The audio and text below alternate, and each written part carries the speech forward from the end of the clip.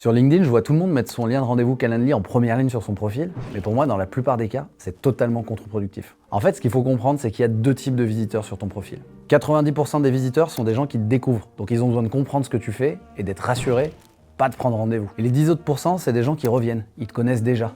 Eux, ils ont besoin de te contacter. En mettant son lien de rendez-vous Calendly en première ligne, on se dit qu'on va pousser les gens à prendre contact. Mais c'est là que beaucoup de gens font l'erreur. Concrètement, les 90% de visiteurs qui arrivent pour la première fois sur ton profil, ils veulent juste en savoir plus sur ton activité, mais ils tombent sur ton lien de rendez-vous. Spoiler, ils prendront pas rendez-vous. Ils te connaissent pas assez, c'est pas le moment.